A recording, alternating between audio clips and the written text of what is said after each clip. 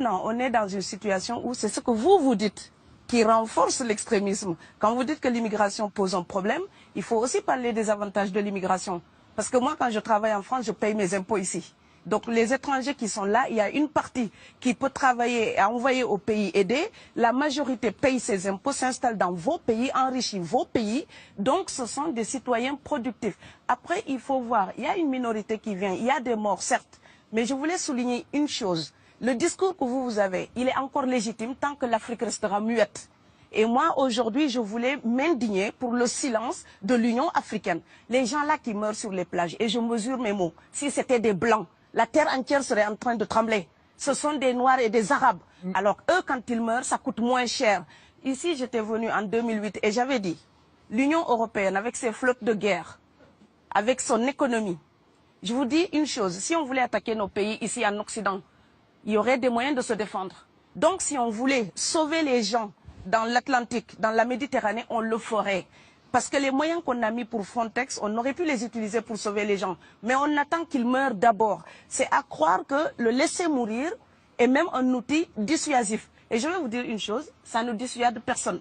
Parce que quelqu'un qui part et qui envisage l'éventualité d'un échec, celui-là peut trouver le péril absurde et donc l'éviter. Mais celui qui part pour la survie, qui considère que la vie qu'il a à perdre ne vaut rien, eh bien celui-là, sa force est inouïe. Parce qu'il n'a pas peur de la mort.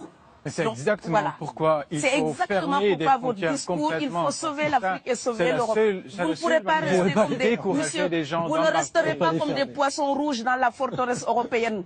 La crise actuelle nous a démontré ça. Au jour d'aujourd'hui, l'Europe ne sera plus jamais épargnée tant qu'il y aura des conflits ailleurs dans le monde.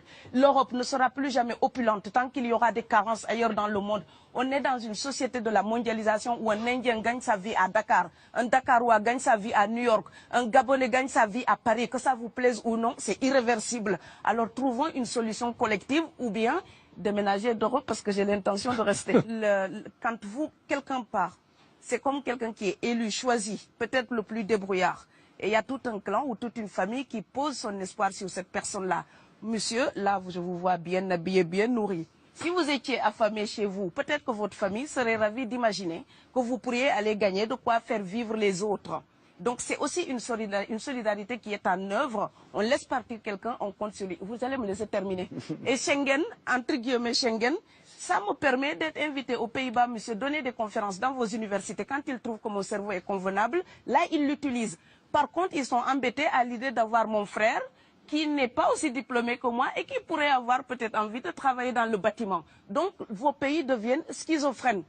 On ne peut pas trier les gens comme ça avec les étrangers utiles et les étrangers néfastes. Et la deuxième chose que je veux dire aussi, c'est que les Européens, là, on voit des Africains qui viennent, d'accord? Ce mouvement, ce déplacement de population, on le voit. Mais on ne voit pas le mouvement des Européens allant vers les autres pays.